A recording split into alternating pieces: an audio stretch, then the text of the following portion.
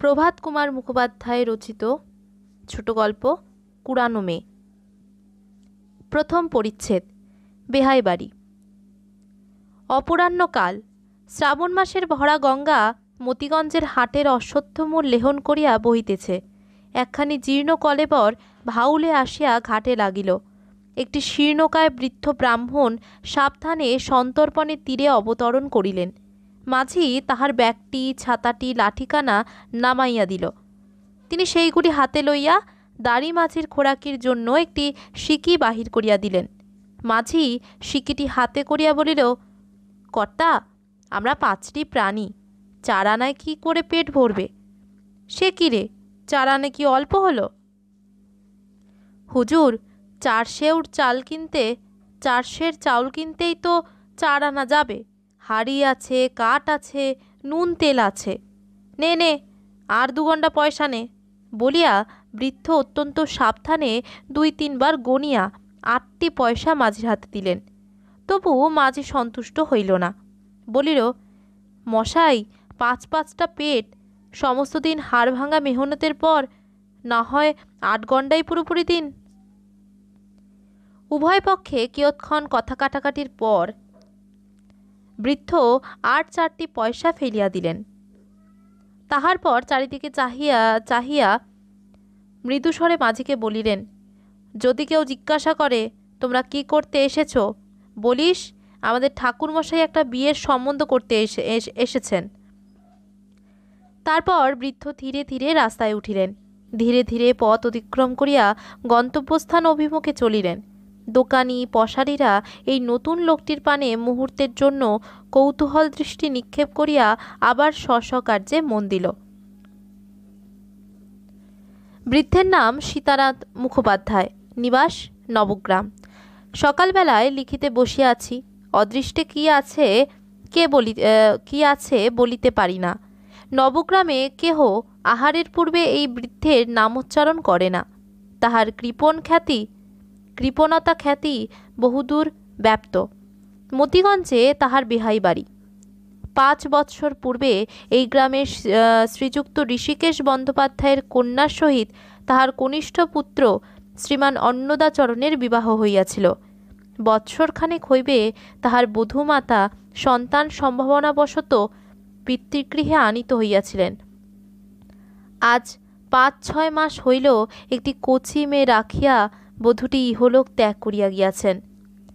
একদা উৎসব বেশ পরিধান করিয়া বাদ্যভাণ্ডের সহিত সীতানাথ এই পথে পালকি করিয়া বর লইয়া গিয়াছিলেন। আজ সেই সমস্ত অতীত কথা স্মরণ হইতে লাগিল। মনটা বিশেষ নহে, একটু যেন বিষণ্ণ হইল। বৈবাহিকের বাটি পৌঁছিতে অধিকক্ষণ লাগিল না। বৈঠকখানা খোলা ছিল। সীতানাথ সেইখানে গিয়া উপবেশন করিলেন। সেই কক্ষের ভিত্তিগাত্রে বসুধারার সপ্তরেখা আজিও বিদ্যমান। মনে হইল পুত্রের বিবাহান্তে এই কক্ষে কুশণ্ডিকা সম্পন্ন হইয়াছিল। বিবাহের সমকালে তাহার বৈবাহিক ঋষিকেশের অবস্থা বেশ সচ্ছল ছিল। 3000 টাকা খরচ করিয়া তিনি তার একমাত্র কন্যাটির বিবাহ দিয়াছিলেন। ঋষিকেশ চালানের ব্যবসা করেন। 5 বৎসরকাল উপর্যুপরি লোকসান দিয়া তিনি এখন শুধু নিঃস্ব নহেন, ঋণে জর্জরিত হইয়া পড়িয়াছেন। বসুধারার চিহ্নগুলি যে রহিয়া গিয়াছে, 5 বৎসরের মধ্যে সে কক্ষভিত্তিতে যে একটি 12 চুন পড়ে নাই, সামান্য হইলেও তাহাও এই অসচ্ছলতার একটা নিদর্শন। এক ছোড়া চাকর বাহিরে বাগানের বেড়া বাঁধিতে সীতানাথের প্রতি আর চোখে চাহিতেছিল। বোধহয় ভাবিতেছিল বুড়া নিশ্চয়ই তামাক চাহিবে এবং তামাক সাজিতে গিয়া নিশ্চয়ই সেও 2 টান টানিয়া লইবে। বেচারি নতুন তামাক খাইতে শিখিয়াছিল। ধূম পিপাসাটা তখনও তাহার অত্যন্ত বলবতী। কিন্তু সীতানাথের দৃষ্টি তাহার উপর পতিত হইবা মাত্র তিনি বলিলেন, ওহে, বাবুকে একবার খবর দাও, নগাঁয়ের সীতানাথ মুখুজ্জে এসেছেন। আশাহত বালক এ অনুরোধে বাক্যমাত্র ব্যয় না করিয়া নীরবে আগন্তুকের প্রতি একবার চাহিল। গভীরভাবে কাস্তেখানি বেড়ার গায়ে ঝুলাইল। তরিটা তালটা ধীরে ধীরে গুটাইয়া ভালো জায়গায় রাখিল। তাহার পর অপ্রসন্ন মুখে মন্থর পদে অন্তঃপুরে প্রবেশ করিল। অনতিবিলম্বে ঋষিকেশ আধময়লা ধুতি পরিয়া একটা মোটা চাদর গায়ে দিয়া বাহির হইয়া আসিলেন। সীতানাথ দেখিলেন বৈবাহিকের সে স্থূল বপু নাই, অঙ্গে সে লাবণ্য নাই, চক্ষু কোটরগত। দুইজনে নমস্কারের আদান প্রদান হইল, কোলাকুলি হইল, কুশল প্রশ্নাদি জিজ্ঞাসা হইল। ঋষিকেশের চক্ষু ছলছল, গোটাকত বড় বড় জলবিন্দু গণ্ড বাহিয়া তাহার গাত্র বস্ত্রে পতিত হইল। ভৃত্য আসিয়া তামাক দিয়া গেল। দুইজনে অনেকক্ষণ ধরিয়া পর্যায়ক্রমে ধূমপান করিলেন, কাহারও মুখে কথাটি নাই। অবশেষে সীতানাথ বলিলেন, ভাই, যাহা হইবার তাহা তো হইয়াছে, সে তো আর ফিরিবে না, বৃথা আক্ষেপ করিয়া কি হইবে বলো, মেয়েটিকে একবার আনো দেখি। ঋষিকেশ উঠিয়া গেলেন। কিয়ৎক্ষণ পরে বাহির হইয়া আসিলেন। পশ্চাতে ঝি, তাহার কোলে ফার্সি ছিটের দোলাই জড়ানো, মাতৃস্তন বঞ্চিত জীর্ণকায় শিশুকন্যা। সে হাসিতেছে না, কাঁদিতেছে না, নিতান্তই নির্লিপ্তের মতো একদিক পানে চাহিয়া আছে। তাহার পিতামহ তাহার মুখ দেখিবার জন্য নগদ একটি আধুলি বাহির করিয়াছিলেন। কি ভাবিয়া আবার আধুলিটি রাখিয়া একটি টাকা বাহির করিলেন। মুখুজ্জে মহাশয় ইহজীবনে এইরূপ বদান্যতা ও ত্যাগ স্বীকারের পরিচয় আর কখনো দেন নাই। এবার একটু বিশেষ কারণ ছিল। টাকাটা দিয়া নাতনির মুখ দেখিলেন। ঝি টাকাটি হাতে লইয়া অসন্তুষ্টের মতো অন্যদিকে মুখ ফিরাইল। বলা বাহুল্য, মেয়ের আদর এখন শহর ছাড়িয়া পল্লীগ্রামেও প্রবেশ করিয়াছে। কলেজের নব্যবাবু শ্বশুরালয় গিয়া গিনি দিয়া প্রথমা কন্যার মুখ দেখিলে পাড়ার লোক সেটাকে বাড়াবাড়ি বলিয়া আর হাস্য করে না। সুতরাং টাকাটি ঝির মনে ধরিবে কেন? সে ভাবিল, মর্মিষে এত কষ্টের প্রথম মেয়েটি, আহা, তাতে আবার মা মরা, একটু সোনা জুটল না মুখ দেখতে। ক্রমে অন্ধকার হইল। মুখোপাধ্যায় হস্তপদাদি প্রক্ষালন করিয়া সন্ধ্যা বন্দনার জন্য বাটির ভিতর প্রবেশ করিলেন। পূজার আসনে বসিবা মাত্র শুনিতে পাইলেন তাহার বেহাইন, ও গো মা, আমার কোথায় গেলি গো বলিয়া উচ্চস্বরে ক্রন্দন আরম্ভ করিয়াছেন। মাতৃহৃদয়ের সেই উচ্ছ্বসিত শোকার্ত রবে সন্ধ্যাদেবী যেন শিহরিয়া উঠিলেন। ঋষিকেশের চক্ষু হইতেও ঝরঝর করিয়া জল পড়িতে লাগিল। সীতানাথ মূঢ়ের মতো পূজার আসনে বসিয়া রহিলেন। মধ্যে মধ্যে কেবল মাথা নাড়িয়া বলিতে লাগিলেন, হা নারায়ণ, কি করিলে। কান্না থামিলে সীতানাথ সন্ধান্নিক শেষ করিলেন। তাহার পর জলযোগে বসিলেন। কিন্তু তাহার মনের ভিতরটা কে যেন টিপিয়া ধরিয়া থাকিল। যে কাজের জন্য এতখানি গঙ্গাপথ অতিক্রম করিয়া আসিয়াছেন, তাহার সম্বন্ধে তো এখনো পর্যন্ত একটি কথাও বলা হইল না। বৈকাল হইতে কতবার বলি বলি করিয়া আর বলিতে পারেন নাই। শেষকালে স্থির করিলেন, দুর্ভাগ্যে কাল সকালেই বলবো, রাত্রিতে কোনো মতে কাটিয়ে দিই। আহারান্তে বৈঠকখানাতেই তাহার শয্যা প্রস্তুত হইল। ঋষিকেশ রাত্রির মতো বিদায় গ্রহণ করিলেন। পূর্বকথিত ভৃত্য বালক সেই ঘরেই একপাশে কম্বল পাতিয়া শুইল। দুশ্চিন্তায় সমস্ত রাত্রি ব্রাহ্মণের নিদ্রা হইল না। যে কাজের জন্য আসিয়াছেন তাহা সফল হইবে কি হইবে না, এই ভাবিয়াই রাত্রি কাটিল। তামাক সাজিতে সাজিতে চাকর ছোড়ার প্রাণান্ত হইল। রাত্রি 3টার সময় যখন সীতানাথ তামাক সাজিবার জন্য আবার তাহাকে জাগাইলেন, তখন সে বলিল, তামক আর নেই ঠাকুর, সব ফুরিয়ে গিয়েছে। বেগতিক দেখিয়া শেষবারে তামাক সাজিবার সময় সে বাকি তামাকটুকু জানালা গলাইয়া বাহিরে ফেলিয়া দিয়াছিল। দ্বিতীয় পরিচ্ছেদ, কার্যোদ্ধার। সকাল হইলে দুর্গা দুর্গা বলিয়া সীতানাথ গাত্রোত্থান করিলেন। বৈবাহিকের সঙ্গে সাক্ষাৎ হইল। ধূমপান করিতে করিতে সীতানাথ স্থির করিলেন, এইবার বলি। মনোমতো অভিপ্রায় ব্যক্ত করিবার সূচনাটা এইরূপ হইল। বেহাই মশাই, অদৃষ্ট ছাড়া তো আর পথ নেই। আমাদের যা অদৃষ্টে ছিল তা কে খণ্ডন করবে বলো? আমার আর 4টি বউ আছে, কিন্তু ছোট বৌমা যেমন ছিলেন তেমনি কেউ নয়। আমার এত গুণের বউকে গিন্নি দেখে যেতে পাননি, সেই দুঃখই চিরকাল থাকবে। মার আমার যেমন রূপ ছিল, গুণ তেমনি গুণও ছিল। তার গুণে পশুপক্ষী পর্যন্ত বশ হয়েছিল। বাড়িতে রাঙি বলে একটি গাই আছে, এমনই বজ্জাত, তার ত্রিসীমানায় কেউ যেতে পারে না। শিং পেতে গুঁতোতে আসে। কেবল ছোট বৌমা কাছে গেলে সে কিছু বলতো না। যায় যায় ঝগড়া কলহ, এ তো চিরদিন সকল সংসারে চলে আসছে। কিন্তু আমার অন্য বউরা ছোট বৌমাকে নিজেদের সহোদরা ভগ্নীর মতো মনে করতেন। দুঃসংবাদটা শুনে বড় বৌমা একেবারে আছাড় খেয়ে পড়েছিলেন। 3 দিন 3 রাত্রি জলস্পর্শ করেননি। আজও বললেন, আমার পেটের সন্তান গেলে এতটা হতো না। ঋষিকেশ চক্ষুর জলে মাটি ভিজাইতেছিলেন। কম্পিত স্বরে বলিলেন, বেয়াই মশাই, থাক, আর সেসব কথা কয়ে ফল কি? অন্য কথা বলুন। সীতানাথ চুপ করিলেন। তাহার ভূমিকাই তাহাকে মাটি করিয়া দিল। নীরবে নিজের বুদ্ধিকে ধিক্কার দিতে লাগিলেন। কিয়ৎক্ষণ আবার এ কথা সে কথা 5 কথায় কাটিল। এবার সীতানাথ নিজের উপর অত্যন্ত রাগ করিয়া ভূমিকা মাত্র বর্জন করিয়া বলিয়া ফেলিলেন। শুনিতে এমন কাঠখোট্টা রকম ঠেকিল যে নিজেরই লজ্জা করিতে লাগিল। কথাটা আর কিছু নয়, বধূমাতার অলঙ্কারগুলির কথা। তাহাই বৃদ্ধ আদায় করিতে আসিয়াছেন। প্রস্তাবটা শুনিয়া ঋষিকেশ অনেকক্ষণ নিস্তব্ধ হইয়া রহিলেন। বৈবাহিকের আগমন সংবাদ প্রাপ্তিমাত্রই তিনি ইহা বুঝিতে পারিয়াছিলেন। আর এ তো জানা কথা, তবু তাহার মনে একবার দুরাশা উপস্থিত হইত। গয়নাগুলি দিবেন না। নাতিনীটি যদি বাঁচে, কুলিনের ঘরের মেয়ে, বাঁচিবারই 16 আনার সম্ভাবনা।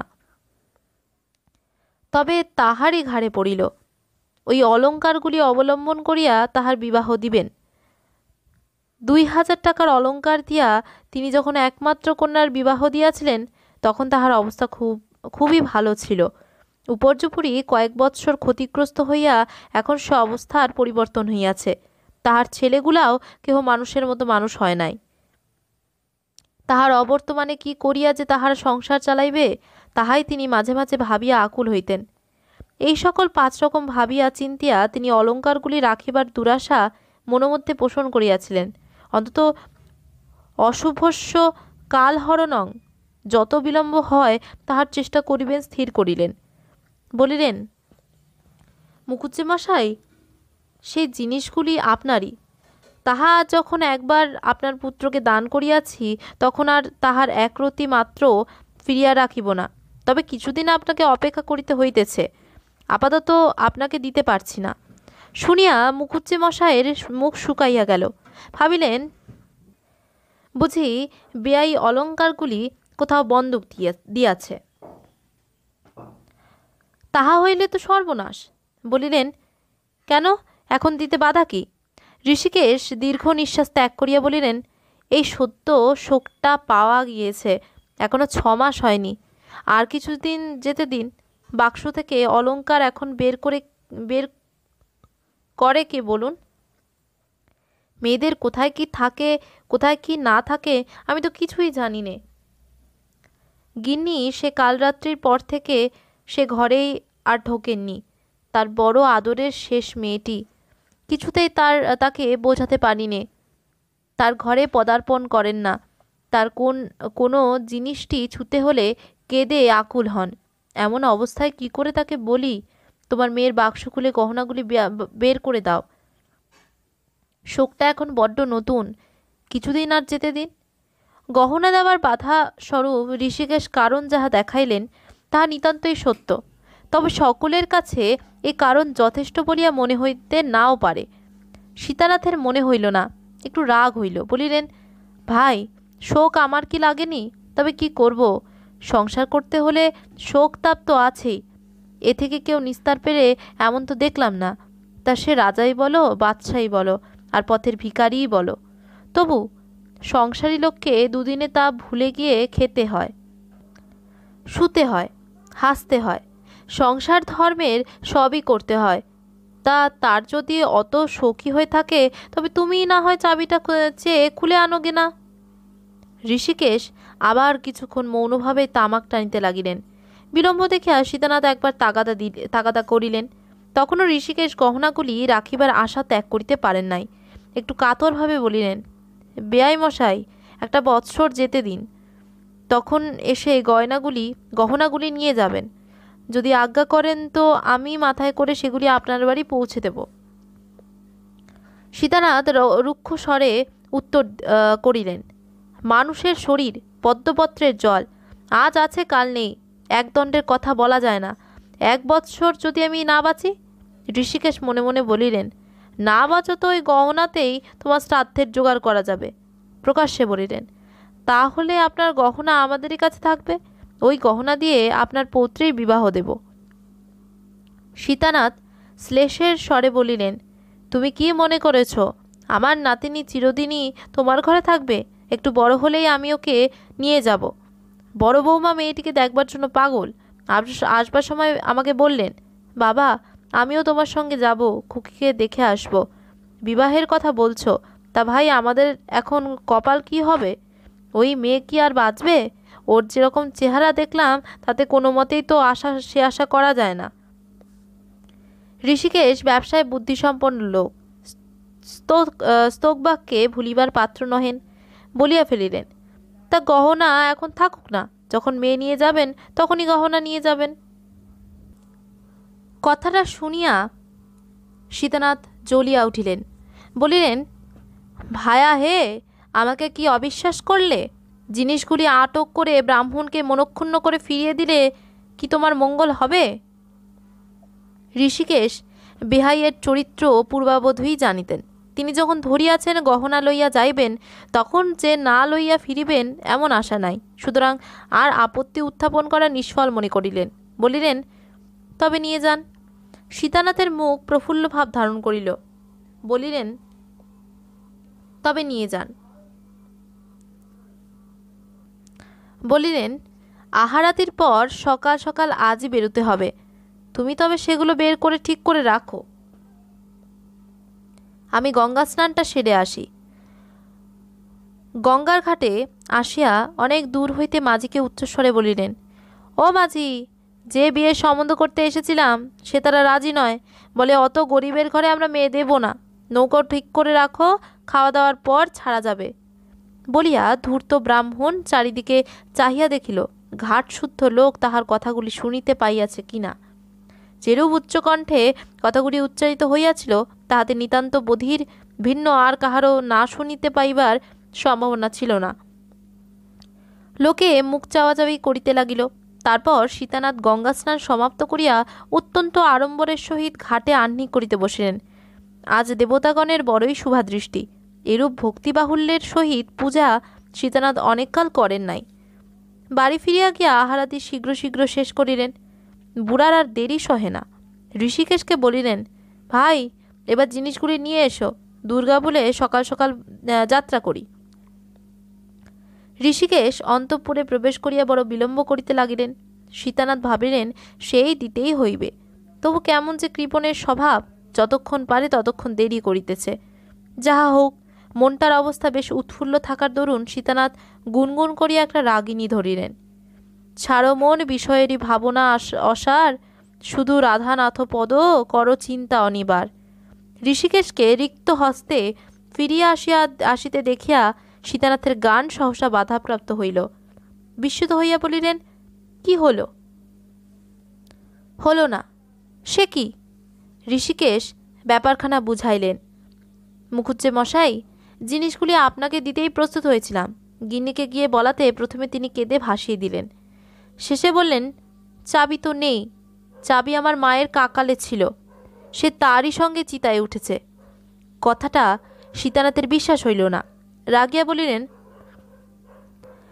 সে আমি শুনব না, চাবি না থাকে বাক্স ভাঙো, জিনিস আমি না নিয়ে যাচ্ছি নে। ঋষিকেশ বলিলেন, যদি না যান তবে বসে থাকুন, চাবি নেই, আমি কি করব? এই তো অবস্থা, এর ওপর কি কামার ডেকে এনে দমাদম করে সিন্দুক ভাঙানো ভালো দেখায়? না, সেটা করানো আপনারই কর্তব্যকর্ম হয়। সীতানাথ মুখ চক্ষু বিকৃত করিয়া চেঁচাইয়া বলিলেন, না, আমার কর্তব্যকর্ম হয় না, ব্রাহ্মণকে ফাঁকি দেওয়াটাই তোমার কর্তব্যকর্ম হয়। দেবে কি না দেবে সেটা খোলসা করে বলো দেখি। যদি না দাও তবে পইতে ছিঁড়ে অভিশাপ দিয়ে যাব, তেরাত্রির পোয়াবে না। বৈবাহিক প্রবরের মুখ চোখের ভঙ্গিমা দেখিয়া ঋষিকেশ বড় অপমান বোধ করিলেন। মনে মনে ভারী ঘৃণা হইল। স্বয়ং গিয়া কামার ডাকিয়া আনিলেন। দোতলার উপরে তাহাকে লইয়া গিয়া সিন্দুক ভাঙাইলেন। মেয়ের মা এই নিষ্ঠুর কাণ্ড দেখিয়া মাটিতে লুটোপুটি করিয়া কাঁদিতে লাগিলেন। বৈবাহিক গহনা লইয়া বিদায় হইলে ঋষিকেশও শয্যাতলে আশ্রয় গ্রহণ করিলেন। সেদিন আর এই দম্পতির মুখে অন্নগ্রাস উঠিল না। তৃতীয় পরিচ্ছেদ। বুড়ো বর। ভাগীরথীর তীরে বৃক্ষরাজি বেষ্টিত নবগ্রাম। ভোর হইয়াছে। সকল পাখি এখনো প্রভাতী কলকুঞ্জন আরম্ভ করে নাই। একখানি ছেঁড়া বালাপোষ গায়ে দিয়া মাথায় পাগড়ি বাঁধিয়া বৃদ্ধ সীতানাথ ধীরে ধীরে স্বীয় ভবনাভিমুখে চলিতেছেন। পূর্বরাত্রের বৃষ্টির জল বৃক্ষপল্লব হইতে টপটপ করিয়া তাহার পাগড়ি ও বালাপোষ ভিজাইয়া দিতেছে। ক্রমে তিনি নিজ বাটির সদর দরজার সম্মুখে আসিয়া উপস্থিত হইলেন। দরজা বন্ধ। দুই পাশে দুইটি স্টক নির্মিত দেউড়ি এবং বসিবার স্থান। তাহা বহুকাল সংস্কারের অভাবে ক্ষতবিক্ষতাঙ্গ হইয়া পড়িয়াছে। দুই দিকে দুইটি কলিকা ফুলের গাছ, এক গা করিয়া ফুলের গহনা পরিয়া দাঁড়াইয়া আছে। দ্বারে উপস্থিত হইয়া ক্ষীণ রুগ্ন কণ্ঠে সীতানাথ ডাকিলেন, নিতাই, নিতাই। একবার, দুইবার, তিনবার ডাকাডাকির পর বাড়ির ভিতর হইতে উত্তর পাওয়া গেল, যাই গে, যাই গো। নিতাই ছুটিয়া আসিয়া দরজা খুলিয়া দিল। প্রভুর পানে চাহিয়া সে অবাক। সপ্তাহের মধ্যে আকার প্রকার যেন একেবারে পরিবর্তিত হইয়া গিয়াছে। সে ছাতা নাই, লাঠি নাই, ব্যাগ নাই, এ বালাপোষ কোথা হইতে আসিল ভাবিয়া নিতাই কিছুই ঠিক করিতে পারিল না। নিতাই তাঁতির ছেলে, ভৃত্য বালক, এপ্রিন্টিসি করিতেছিল, মাহিনা পায় না, প্রসাদ পায় মাত্র। সীতানাথ জিজ্ঞাসা করিলেন, কিরে নিতাই, বাড়ি সব ভালো? নিতাই বলিল, ভালো। আপনার লাঠি আর ছাতা কই? বৃদ্ধ অতি করুণভাবে নিতাইয়ের প্রতি নেত্রপাত করিলেন। নিতাই বলিল, ফেলে এসেছেন বুঝি? বৃদ্ধ কাঁদো কাঁদো হইয়া বলিলেন, হ্যাঁ নিতাই, সে গেছে। পাকা বাঁশের লাঠি গাছটির উপর নিতাইয়ের অনেক দিন হইতেই লোভ পড়িয়াছিল। একদিন সুযোগ পাইলে লাঠিখানি সে চুরি করিয়া বাড়ি রাখিয়া আসিবে, অনেক দিন হইতেই ইহা তাহার মনে ছিল। সেই জন্য সে কিঞ্চিত দুঃখ অনুভব করিল। মনে করিল নিশ্চয়ই সেই মতিগঞ্জের বাড়ির কোনো ছোড়া চাকরের কাজ সেই লইয়াছে, লোভ সামলাইতে পারে নাই। কিন্তু ছাতাটাও লইল। সে ছাতা এমন ছেঁড়া ছিল যে তাহা মনিব তাহাকে বকশিস করিলেও নিতাই লইত কিনা সন্দেহ। যদিও বা লইত, তবে তাহার বেতের শিকগুলি খুলিয়া লইয়া ধনুকের তীর করা চলিত মাত্র। সে ছাতা আর কোনো কাজে লাগিত না। সীতানাথ একেবারে নিজের ঘরে গিয়া বসিলেন। নিতাই চকমকি ঠুকিয়া শোলায় আগুন ধরাইল, তামাক সাজিয়া কর্তার হাতে দিল। কর্তা হুকাটি কলঙ্কধারা পিতলের বৈঠকের উপর রাখিয়া দিলেন। তাম্রকূটের প্রতি তাহার এতাদৃশ্য বিরাগ ইতিপূর্বে কখনো দেখা যায় নাই। চক্ষু নত করিয়া মাথাটি নাড়িয়া নাড়িয়া সুদীর্ঘ নিঃশ্বাসের সহিত বলিলেন, হা হা হা হা, সর্বনাশ হয়ে গেল। ব্যাপারখানা দেখিয়া নিতাই সেখান হইতে সরিয়া পড়িল। বড় বধূ ঠাকুরানী তখন উঠিয়া বারান্দা মার্জনা করিতেছিলেন। নিতাই তাহাকে কর্তার অবস্থা জানাইল। তিনি বলিলেন, বড়বাবুকে উঠোকে যা। বড়বাবু সীতানাথের জ্যেষ্ঠ পুত্র, নাম শ্রীনিবাস। শ্রীনিবাস উঠিয়া চক্ষু মুছিতে মুছিতে পিতার ঘরে গিয়া উপস্থিত হইলেন। তাহাকে দেখিয়াই চমকিত হইয়া জিজ্ঞাসা করিলেন, এ কি, আপনার চেহারা এমন হয়ে গেছে কেন? কোনো বিপদ আপদ হয়নি তো? বৃদ্ধ লম্বিত মস্তক দুলাইয়া করুণ স্বরে বলিলেন, হা হা হা, সর্বনাশ হয়ে গেছে। কি হলো, দিলে না? দিয়েছিল রে, দিয়েছিল, সর্বনাশ হয়ে গেছে। পিতা যদি আরও কিছু বলেন এই আশায় শ্রীনিবাস তার মুখের পানে উৎসুক দৃষ্টিতে চাহিয়া রহিলেন। বৃদ্ধের মুখ হইতে হা হুতাশে অস্ফুট ধ্বনি ছাড়া আর কিছুই নির্গত হইল না। অবশেষে শ্রীনিবাস বলিলেন, তবে কি হলো, খোয়া গেল? বৃদ্ধ ঘাড় নাড়িয়া পূর্ববৎ উত্তর করিলেন, হা হা হা, সর্বনাশ হয়ে গেল। শ্রীনিবাস এইবার একটু বিরক্ত বোধ করিলেন। কি হলো, কি হলো, খুলেই বলো না, খুলেই বলুন না। বৃদ্ধ বলিলেন, সে গেছে রে, নোকসান হয়ে গেছে। কেমন করে গেল? চুরি গেছে? না। ডাকাতে নিয়েছে? না। তবে? অনেক কষ্টে এবার বৃদ্ধ বলিলেন, চাঁদবাড়ির ভূধর চাটুর্যে নিয়েছে। পুত্র রাগিয়া বলিল, সে আবার কে? সে কি করে গহনার বাক্স নিলে, ছিনিয়ে নিলে? আপনি চুপচাপ চলে এলেন, পুলিশের সাহায্য নিলেন না? পুলিশে কি আমি যাইনি? পুলিশেও গিয়েছিলাম। থানার দারোগা ভূধর চাটুর্যের ভগ্নিপতি রে, ভগ্নিপতি। ভগ্নিপতি হোক আর বাবাই হোক, এত্তেলা দিলে ডায়েরিতে তাকে লিখে নিতেই হবে, অনুসন্ধান করতেই হবে।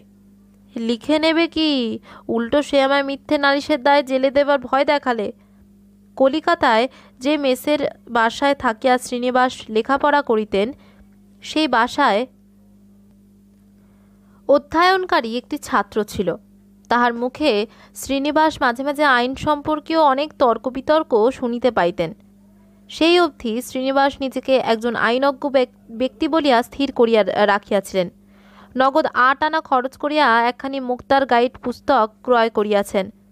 গ্রামের লোকের মোকদ্দমা উপস্থিত হইলে প্রায় শ্রীনিবাস কোনো না কোনো পক্ষে সহায়তা করিয়া পরামর্শ দান করেন। গম্ভীরভাবে পিতাকে বলিলেন, ব্যাপারটা কি হয়েছে সব আদ্যপান্ত খুলে বলুন, দেখি আমি এর কিছু প্রতিকার করতে পারি কিনা। তখন বৃদ্ধ বলিতে আরম্ভ করিলেন। তাহার সেই 1 ঘণ্টা কালব্যাপী সকরুণ বক্তৃতার ভিতর দিয়ে সমস্ত হাহুতাশ, অশ্রুপাত, অনাবশ্যক মন্তব্য বাদ দিয়া সারাংশটুকু মাত্র লিপিবদ্ধ করিলাম। সন্ধ্যার পূর্বে নৌকা গুণ টানিয়া আসিতেছিল। হঠাৎ গুণ ছিঁড়িয়া গিয়া নৌকা বিপরীত দিকে মহাবেগে ছুটিয়া যায়। চন্দ্রবাটির ঘাটে একখানা মাল বোঝাই প্রকাণ্ড ভরে নৌকা ঠেকিয়া নৌকা ভাঙিয়া গেল। গহনার বাক্স চাদর দিয়া সীতানাথের পিঠে বাঁধা ছিল।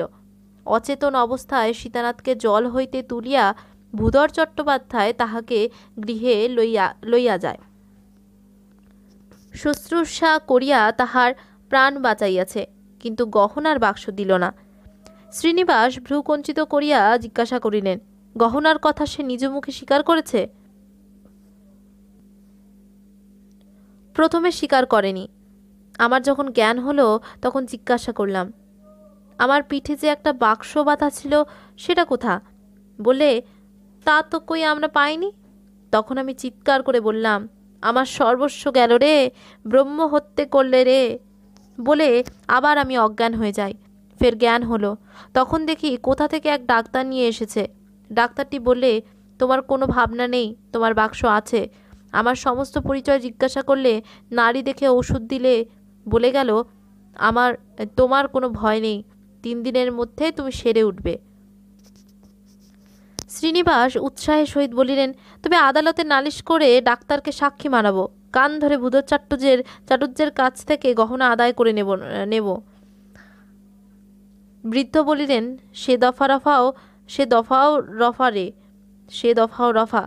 ডাক্তারের কাছে কি যায়নি? ডাক্তারের কাছেও গিয়েছিলাম। ডাক্তার বললে, গহনার কথা সে কিছুই জানে না, কেবল আমায় সান্ত্বনা দেবার জন্য মিছে করে বলেছিল। আদালতে নালিশ করলে আর কি হবে, ডাক্তার ওই কথা বলে বসবে। তবে কি করে জানলেন ভূধর চাটুর্য নিয়েছেন? তারপরে ভূধর চাটুর্য নিজেই বলেছে, স্বীকার করলে নিয়েছি। অথচ দিলে না। বাহ, বেশ লোক তো। তবে তার স্বীকার করবার উদ্দেশ্যটা কি? অস্বীকার করাই তো তার পক্ষে সুবিধা ছিল। উদ্দেশ্য আছে রে, উদ্দেশ্য আছে। বলে, তোমার ছোট ছেলের সঙ্গে আমার মেয়ের বিয়ে দাও, তাহলে ওই গহনাগুলি সব পাবে। আমি গরিব, আমার মেয়ের বিয়ে হয় না, তোমার গহনা তোমার ঘরেই যাবে, পুরস্কার স্বরূপ আমাকে কন্যাদায় থেকে উদ্ধার করবে। কথাটা শুনিয়া শ্রীনিবাস বলিলেন, তবেই তো দেখছি গোলযোগ, বলিয়া অভ্যাসবশত গুম্ফ প্রান্ত দংশন করিতে প্রবৃত্ত হইলেন। সীতানাথের কনিষ্ঠ পুত্রের নাম শ্রীমান অন্নদাচরণ। তিনি এলে ফেল করা নব্য যুবক। মেজাজটা নিতান্তই সাহেবী ধরনের।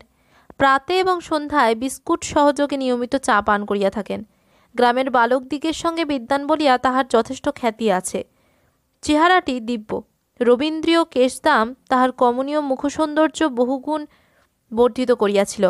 স্ত্রী বিয়োগের পর তিনি বিস্তর কবিত্ব প্রকাশ করিয়া ভগ্ন হৃদয়ের মহাশোকাশ্রু নামধেয় একখানি চটি কবিতা পুস্তক প্রণয়ন এবং প্রকাশ করিয়াছেন। যতবার বিবাহের প্রস্তাব আসিয়াছে অবজ্ঞা ভরে প্রত্যাখ্যান করিয়াছেন। বন্ধু সমাজে পত্নী বৎসর বলিয়া তাহার সম্মানের আর সীমা নাই। তাহাকে এ বিবাহে রাজি করা যাইবে এমন কোনো আশাও ছিল না। তাই শ্রীনিবাস বলিয়াছিলেন, তবেই তো দেখছি গোলযোগ। বৃদ্ধ বলিলেন, দেখো চেষ্টা করে, বলে কয়ে দেখো, নইলে এ বুড়ো বয়সে অতগুলি টাকার গহনার শোক আমি সহ্য করতে পারবো না, আমি মারা যাব। ওকে বলো বিবাহ না করলে পিতৃহত্যার পাপ ওকে লাগবে। অন্নদার 4টি দাদা। অন্নদাকে পাকড়াও করিয়া আনিয়া তাহাকে ঘিরিয়া বসিলেন। সমস্ত দিন ধরিয়া কত রকমে তাহাকে বুঝাইলেন, কত মিনতি করিলেন, তর্ক করিলেন, রাগ করিলেন, কিছুতেই অন্নদার মন টলিল না। অন্নদার অন্তরঙ্গ বন্ধুবান্ধবকে খুশামত করিয়া তাহাদের দ্বারায় অনুরোধ চলিতে লাগিল। পুনর্বার দ্বারগ্রহণের বিরুদ্ধে অন্নদা যত প্রকার যুক্তির অবতারণা করিল, তাহার বন্ধুরা সেগুলি যখন যেরূপ সুবিধা হইল সুতর্ক বিতর্কের সাহায্যে একে একে খণ্ডন করিল। কাজের কথা ছাড়িয়া যখন ভাবের কথা আসিয়া পড়িল, তখন তাহারে বিজয়ীর মতো অবজ্ঞাহাস্য করিয়া চতুর্দিক হইতে শোক বহুল মৃত পত্নীকের দ্বিতীয় দ্বারগ্রহণের অজস্র উদাহরণ আনিয়া স্তূপীকৃত করিল। দেখো, অমুক স্ত্রী বিয়োগের পর সন্ন্যাসী হইয়া গৃহত্যাগ করিয়া গেল, বনে জঙ্গলে পাহাড়ে পাহাড়ে লোটা কম্বল কাঁধে করিয়া ঘুরিয়া বেড়াইল, কিন্তু 1 বৎসর যাইতে না যাইতে ফিরিয়া আসিয়া নিজে মেয়ে দেখিয়া বিবাহ করিল। দেখো, অমুক স্ত্রী বিয়োগের পর একজন যশস্বী কবি হইয়া পড়িল, বঙ্কিমবাবু হইতে আরম্ভ করিয়া দেশসূত্র সকলেই সমস্বরে বলিল, বাঙালা ভাষায় একখানি কাব্য জন্মিয়াছে বটে, কিন্তু সেই আবার একটা নয়, 2টা বিবাহ করিল, ইত্যাদি প্রকারের যুক্তিতর্ক সময়ে অন্নদা শেষে পরাজয় স্বীকার করিল বটে, কিন্তু বিবাহ করিতে রাজি হইল না। এদিকে আর সময় নাই। ভূতর চট্টোপাধ্যায় 10 দিন মাত্র সময় দিয়াছিল, 20শে শ্রাবণ বিবাহের শেষ দিন। তাহার 3 দিন কাটিয়াছে, সপ্তাহ মাত্র বাকি। ছেলে যখন কিছুতেই রাজি হইল না, তখন বাপ বলিল, তবে আমি বিবাহ করিব। 2,000 টাকা গহনা আমি কোনো মতেই হাতছাড়া করিতে পারিব না। ইহাতে আমার কপালে যাহাই থাকুক। এই সংবাদ গ্রামে রাষ্ট্র হইবা মাত্র একটা মহা হাসি টিটকারি পড়িয়া গেল। লোকে বলিল, গহনা হারানো, নৌকা উল্টানো সব ছল মাত্র। সুন্দরী যুবতী মেয়েটিকে দেখিয়া হারাইয়াছে বুড়ার মন, আর উল্টাইয়াছে বুড়ার বুদ্ধিশুদ্ধি। কেহ বলিল, বুড়াকে চেনা ভার, দুধটুকু মারিয়া ক্ষীরটুকু হইয়া আছে। কেহ বলিল, একখানা দীনবন্ধু মিত্রের বিয়ে পাগলা বুড়ো নাটক কিনিয়া উহাকে প্রেজেন্ট করো। কেহ বলিল, বুড়ার প্রাণের ভিতরটা যে এমন করিয়া হামাগুড়ি দিতেছে, তাহা তো আমরা জানিতাম না। একজন গান বাঁধিতে জানিত, সে বহু লোকের অনুরোধে এই উপলক্ষে কয়েকটা মজাদার গান বাঁধিয়া দিল। যাহারা সমাজের বিজ্ঞ লোক বলিয়া খ্যাত, তাহাদের 2-1 জন আসিয়া সীতানাথকে বলিলেন, মুকুজ্জে মশাই, আপনি তো বিবাহ করতে যাচ্ছেন, তারা যদি আপনাকে মেয়ে না দেয়, আপনি কিঞ্চিত বয়সপ্রাপ্ত হয়েছেন কি না, মেয়ে হঠাৎ দিতে সম্মত নাও হতে পারে। সীতানাথ বলিলেন, ও হারামজাদা যে বিবাহ করবে না তা আমি আগে থেকেই জানতাম। ছেলে যদি বিবাহ না করে, তবে আমি বিবাহ করলেও অলংকার দেবে বলেছে। পেল্লায় মেরে এত বড়। অর্থাভাবে আজও বিবাহ হয়নি, তাদের আর জাত থাকে না। যুবা বুড়ার বিচার করলে তাদের কি আর কি করে চলবে? পাড়ার লোকের, গ্রামের লোকের যতই আমোদ হোক, বাড়ির লোকের মাথায় এ কথা শুনিয়া যেন বজ্রাঘাত হইল। চারি ছেলে চারি বধূ ভাবিয়া ব্যাকুল হইয়া উঠিল। তাহারা শত পরত নানা উপায় নানা প্রকারে বুড়াকে বুঝাইতে লাগিল। সীতানাথ বলিলেন, দেখো, আমার বিবাহ করিবার কিছুমাত্র প্রয়োজন নেই। তোমরা অন্নদাকে রাজি করো, আমি ছেলের বিবাহ দিয়ে সোনার চাঁদ বউ ঘরে আনি। অন্নদা বেচারি কিয়ৎ পরিমাণে রেহাই পাইয়াছিল। এই কথার পর দ্বিগুণ উৎসাহের সহিত আবার তাহার উপর উৎপীড়ন আরম্ভ হইল। শেষে অন্নদা চোখ মুখ লাল করিয়া রাগিয়া বলিল, তোমরা যদি আমাকে এমন করে দিক করবে, তবে আমি বিরাগী হয়ে একদিক পানে চলে যাব। বড়বধূ রাগিয়া বলিলেন, ঢের দেখেছি ঠাকুরপো, এই বয়সে কত দেখলাম, বাঁচি তো আরও কত দেখব। এখন এরকম করছো, কিন্তু শেষ রক্ষে হলে হয়। আচ্ছা, এখানে একটা জিনিস, এখানে টাইপটা মিস্টেক হয়েছিল। তো এখানে 29শে শ্রাবণ হচ্ছে বিবাহের শেষ দিন স্থির হয়েছিল, তো আমি সেটা 20শে শ্রাবণ বলেছিলাম, তো সেটা 29 হবে। 24শে শ্রাবণ, বিবাহের আর মাত্র 5 দিন বাকি। সীতানাথ টাকা কড়ি লইয়া কলিকাতায় গেলেন। বলিয়া গেলেন, আবশ্যকীয় জিনিসপত্র কিনিয়া সেইখান হইতে বিবাহ করিতে যাইবেন। বৃদ্ধ যাত্রা করিলে পর বাড়িতে নতুন করিয়া মহা গণ্ডগোল পড়িয়া গেল। ছোট বড় সকলেই অন্নদার প্রতি একেবারে খড়গহস্ত। প্রায় 10 বৎসরকার গৃহিণীর মৃত্যু হইয়াছে। ছেলে মেয়ে নাতি পুতি ভরা সংসার।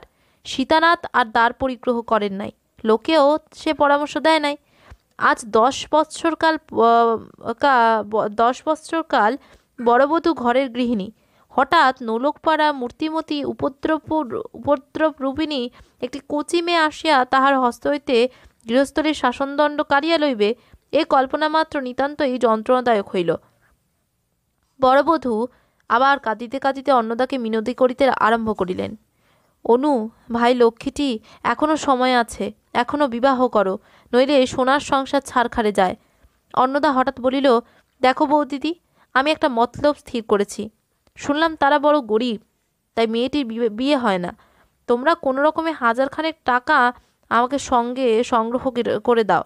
আমি সেই টাকা ভূধর চাটুর্যকে দিয়ে বলি, আপনি ব্রাহ্মণ, কন্যা দায়গ্রস্ত, কিঞ্চিৎ সাহায্য করিলাম। মনোমতো সুপাত্র এনে মেয়ের বিবাহ দিন, আমার গহনাগুলি ফিরিয়ে দিন। তা তারা দিতে পারে, তারা যে অধার্মিক নয় তাদের ব্যবহারে তা জানা আছে। অনায়াসেই তো গয়নাগুলির কথা অস্বীকার করতে পারত। কথাটা সকলে মিলিয়া তোলপাড়া করিয়া বলিল, হ্যাঁ, এ পরামর্শ মন্দ নহে, চেষ্টা করিয়া দেখিতে ক্ষতি কি? প্রাণের দায়। পরিবারস্থ সকলের মধ্যে চাঁদা করিয়া কিছু ঋণ করিয়া 1000 টাকা জমা হইল। সকালে সীতানাথ রেলপথে কলিকাতা যাত্রা করিয়াছিলেন। সন্ধ্যার সময় অন্নদার নৌকা চন্দ্রবাটি অভিমুখে রওনা হইল। চতুর্থ পরিচ্ছেদ। একখানি পত্র। চন্দ্রবাটি গ্রাম, তারিখ 27শে শ্রাবণ। পরম পূজনীয় শ্রীযুক্ত পিতা ঠাকুর মহাশয়, শ্রীচরণ কমলেশু, সংখ্যাতীত প্রণামান্তে নিবেদন। আপনি কলকাতায় রওনা হইবার পর দিবস আমি কার্যকতিকে চন্দ্রবাটি গ্রামে উপস্থিত হই। প্রথমেই মহাশয়ের জীবনদাতা বন্ধু শ্রীযুক্ত ভূধরনাথ চট্টোপাধ্যায়ের সহিত সাক্ষাৎ করি। উক্ত মহাশয় পরম সজ্জন ব্যক্তি, যার পরনাই আদর অভ্যর্থনায় আমাকে আপ্যায়িত করিয়াছেন। এ পর্যন্ত আমি তাহার গৃহে অতিথি। আমার পরিচয় পাইয়া গ্রামের কয়েকটি ভদ্রলোক আমার সঙ্গে সাক্ষাৎ করিলেন এবং একজন বিজ্ঞ ব্যক্তি আমাকে নির্জনে লইয়া গিয়া বলিলেন, বাপু হে, শুনিতেছি নাকি তুমি এই ভূধর চট্টোপাধ্যায়ের কন্যাকে বিবাহ করিতে প্রস্তুত হইয়াছ। আমি সবিনয়ে প্রতিবাদ করিয়া বলিলাম যে আমি নহি, পরন্তু আমার পূজনীয় পিতৃদেব উক্তা বালিকাটির পানিপীড়ন করিতে অভিলাষী। কথাটা শুনিয়া বিজ্ঞ লোকটি থতমত খাইয়া গেলেন। মনে করিলেন বুঝি আমি তাহার সঙ্গে বিদ্রূপ করিতেছি। অবস্থা দেখিয়া আমি তাহাকে সব কথা বুঝাইয়া বলিলাম। শুনিয়া বিজ্ঞ ভদ্রলোকটি বলিলেন, সর্বনাশ, তোমার পিতা ঠাকুর যেন এমন কার্য না করেন। ও মেয়েটির জাতিকুলের ঠিকানা নাই, ওটি কুড়ানো মেয়ে। 13-14 বৎসর পূর্বে যেবার মহাবারুণী যোগে ত্রিবেণীতে লক্ষ লোকের সমাগম হইয়াছিল, সেই বৎসর সপরিবারে সেখানে গঙ্গা স্নান করিতে গিয়া চট্টোপাধ্যায় ওই মেয়েকে কুড়াইয়া পায়। ও মেয়ের বয়স তখন 2 বছর আন্দাজ। নিঃসন্তান বলিয়া চট্টোপাধ্যায় মেয়েটিকে কন্যার মতো প্রতিপালন করিয়াছে। অনেকবার ও মেয়ের বিবাহেরও সম্বন্ধ হইয়াছিল, কিন্তু পাছে কোনো সৎ কুলীন ব্যক্তির জাতিনাশ হয়, এই আশঙ্কায় আমরা প্রতিবারই বরপক্ষীয়গণকে সাবধান করিয়া দিয়াছি। তোমাদিগকেও সাবধান করিয়া দিলাম। মহাবারুণী যোগের সময় ত্রিবেণীর ঘাটে মেয়েটিকে কুড়াইয়া পাওয়া গিয়াছে শুনিয়া আমার মনে একটা সন্দেহ উপস্থিত হইয়াছিল। মেয়েটিকে একবার দেখিয়া নিতান্ত ইচ্ছা হইল। চট্টোপাধ্যায় মহাশয়কে বলিলাম, আমার পিতা ঠাকুর যখন আপনার কন্যার পানি গ্রহণ প্রার্থী হইয়াছেন, তখন মেয়েটিকে একবার দেখা আমার সর্বতোভাবে কর্তব্য। চট্টোপাধ্যায় কন্যাকে যথাসাধ্য বসন ভূষণে সাজাইয়া আমার সম্মুখীন করেন। মেয়েটিকে দেখিয়া আমি অত্যন্ত বিস্মিত হই। মুখখানি অবিকল আমাদের ছোট বধূর মতো। চট্টোপাধ্যায় মহাশয়কে জিজ্ঞাসা করিলাম, মেয়েটির কোনো স্থায়ী রকমের ব্যাধি আছে কিনা? তিনি প্রথমত কিছুতেই কিছু স্বীকার করেন না। অনেক জেরা করিয়া বাহির করিলাম যে মাঝে মাঝে মেয়ের বুকে অম্লশূনের মতো একটা বেদনা দেখা যায়। 2 দিন কখনো বা 3 দিন বুক যায় শব্দ, তাহার পর ভালো হইয়া যায়। বৎসরে এইরূপ 2-3 বার হইয়া থাকে। পূর্বে যাহা সন্দেহ করিয়াছিলাম তাহাই বিশ্বাসে পরিণত হইল। মেয়েটি আমার শ্যালিকা। হিসাব করিয়া দেখিলাম 13 বৎসর পূর্বেই আমার শ্বশ্রু ঠাকুরানী মেয়েটিকে ত্রিবেণীর ঘাটে হারাইয়া আসেন। তখন তাহার বয়স 2 বৎসর মাত্র। সপ্তাহ ধরিয়া ত্রিবেণীর চতুর্দিকে অনেক নিষ্ফল অনুসন্ধান হয়। মেয়েটির গায়ে অনেক সোনার গহনা ছিল। এই নিমিত্ত সকলে সিদ্ধান্ত করেন যে গহনার লোভে কেহ তাহাকে হত্যা করিয়া থাকিবে। এই সমস্ত ইতিহাস আপনি অবশ্যই জ্ঞাত আছেন। অম্লশূনের ব্যারামটা উহাও একটা প্রধান কথা। আমার শ্বশ্রু ঠাকুরানীর উহা আছে, আমার স্ত্রীর ছিল, আমার শ্যালকগণও অল্পাধিক পরিমাণে এই পীড়াক্রান্ত। যাহা হোক, আমি এই তথ্য আবিষ্কার করিয়াই শ্বশুর মহাশয়কে তার যোগে সংবাদ প্রেরণ করি। অদ্য প্রভাতে তিনি আমার শাশুড়ি ঠাকুরানীর সমভিব্যাহারে লইয়া এখানে উপস্থিত হইয়াছেন। মেয়েটি যে তাহারই সে বিষয়ে শ্বশ্রুদেবীর সংশয় মাত্র নাই। অতঃপর আপনি যদি কন্যাটিকে বিবাহ করেন, তাহা হইলে কতকটা সম্পর্ক বিরুদ্ধ হয়, এই কারণেও বটে। আর মহাশয়কে এই বয়সে একটা গলগ্রহ করিয়া দিয়া, বিশেষত কন্যাটি বয়স্থা, কষ্টে ফেলা উপযুক্ত সন্তানের কর্তব্যকর্ম নয় ভাবিয়া আমি তাহাকে বিবাহ করিতে স্বীকৃত হইয়াছি। অতএব আপনি প্রয়োজনীয় দ্রব্যাদি লইয়া সত্বর আগমন করিবেন। বাড়িতে দাদামশায়গণকে পত্র দ্বারা নিমন্ত্রণ করিলাম। নিবেদন মিতি শ্রী অন্নদাচরণ দেবশর্মা। পুনশ্চ যদি সময় থাকে তবে আসিবার পূর্বে একবার হরিদাস চট্টোপাধ্যায়ের পুস্তকের দোকানে উপস্থিত হইয়া মুদ্রচিত ভগ্নহৃদয়ের মহাশোকাশ্রু নামক কাব্যখানির সমস্ত অবিকৃত খণ্ডগুলি সঙ্গে আনয়ন করিবেন। চট্টোপাধ্যায়ের নামে একখানি পত্র লিখিয়া এই সঙ্গে দিলাম। আপনার প্রতি তাহার অবিশ্বাসের কোনো কারণ থাকিবে না। তাহাকে জিজ্ঞাসা করিয়া আসিবেন। আমি যদি আত্মজীবন চরিত নামক একখানি গ্রন্থ প্রণয়ন করি, তবে তিনি সে পুস্তক নিজ ব্যয়ে প্রকাশ করিতে প্রস্তুত আছেন কিনা। এই অলিখিত পুস্তকখানি অতীব মনোরম এবং কৌতুকাবহ হইবার সম্ভাবনা। ইতি শ্রী অন্নদা। ভূধর চট্টোপাধ্যায় যে আমার প্রথমা পত্নীর অলঙ্কারের কথা বলিয়াছিলেন, এখন বলিতেছেন তাহা সর্বত্রই মিথ্যা। পাছে মহাশয় সেগুলির অপ্রাপ্তিতে নিরাশা দুঃখ অনুভব করেন, তাই এখন অবধি বলিয়া রাখিলাম। আমাকে বিবাহ করিতে কৃতসংকল্প দেখিয়া তিনি কথা প্রকাশ করিয়াছেন। এই মিথ্যাচারণের জন্য আমি তাহার কৈফিয়ত চাহিয়াছিলাম। তিনি বলিলেন, মুখুজ্জে মহাশয় সম্বিত পাইয়া যখন আমাকে জিজ্ঞাসা করিয়াছিলেন বাক্স কোথায়, আমি বিস্মিত পাইয়া যখন আমাকে জিজ্ঞাসা করিয়া আমি বিস্মিত হইয়াছিলাম এবং সত্য বলিয়াছিলাম কোনো বাক্স পাই নাই। তাহার পর ডাক্তার আসে এবং পরামর্শ দেয়, ও কথা বলিও না, পীড়া বাড়িবে, বলিও বাক্স আছে, উহাকে ভালো হইতে দাও। আমিও মনে করিলাম ও সুযোগে মেয়েটিকে পার করিবার চেষ্টা করি। বাপু হে, আমার মেয়ের কিনারা হইতেছিল না, তাই দুইটা মিথ্যে কথা বলিয়াছিলাম। তা সে মিথ্যা কতক্ষণ টিকিত? বিবাহ হইলেই সমস্ত প্রকাশ হইত। তখন তো আর তোমরা মেয়ে ফিরাইয়া দিতে পারিতে না। চট্টোপাধ্যায় মহাশয় যতই বিনয়ী এবং অতিথিবৎসল হউন, নীতিজ্ঞান তাহার অতি শোচনীয়। এরূপ শিথিল নীতিক মনুষ্য যে আমার শ্বশুর হইলেন না, ইহাতে আমি নিজেকে নিজে অভিনন্দন করিতেছি। ইতি শ্রী অন্নদাচরণ।